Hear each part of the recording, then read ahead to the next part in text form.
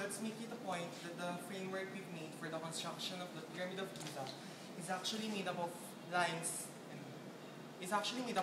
and rays. So, Sir, Ma'am Jamil, please plot the lines and rays. So we have here lines and rays.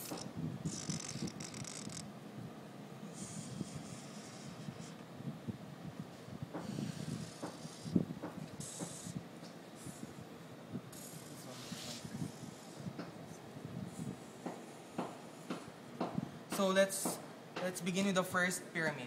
So since we've mentioned that it is made up of lines and rays, let's make it a point that these are actually lines, so it extends infinitely. So we have here, so it extends infinitely. So with this one,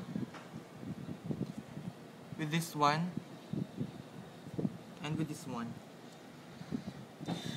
Let's name the lines as line J, line K, and we have here line H. We have here line L.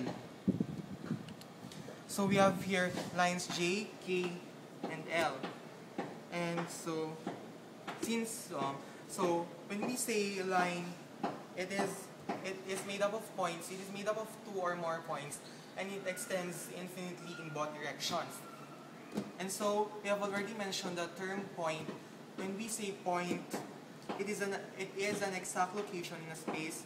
It has no length, no width, and no thickness. So it is usually represented by a dot or a capital letter. So let's make it a point that the intersection of line K and line J is point I. So we have here point I. This is point I. Then intersection of line J with respect to line L, we have here point H. So we have here point H. And the intersection of line L with respect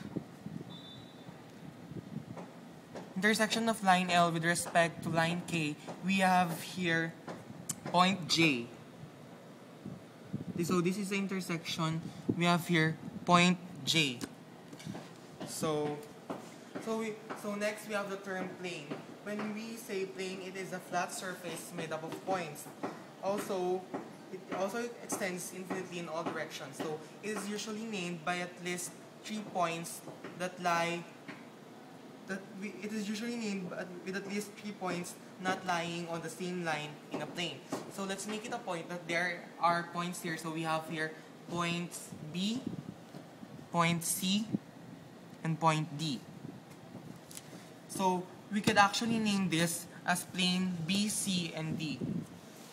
Next, we have the collinear points. When we say collinear points, these are points that lie on the same line.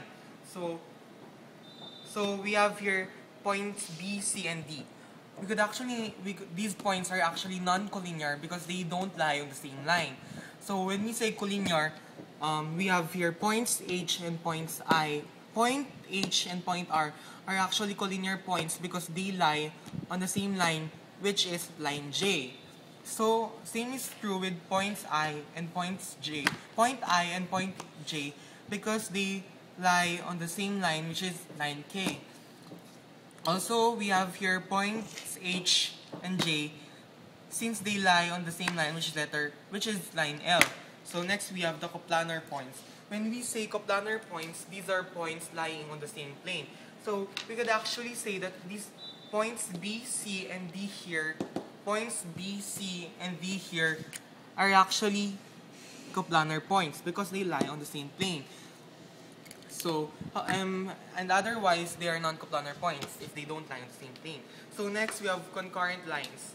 So when we say concurrent lines, these are 3 or more lines that have a common intersection. So we have here, for example, we have like that.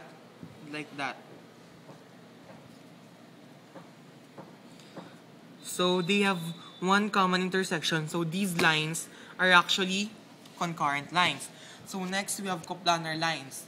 Coplanar lines, when we say coplanar lines, these are lines that lie on the same plane. We could actually say that lines J, K, and L are actually coplanar because they lie on the same plane, which is plane BC and D.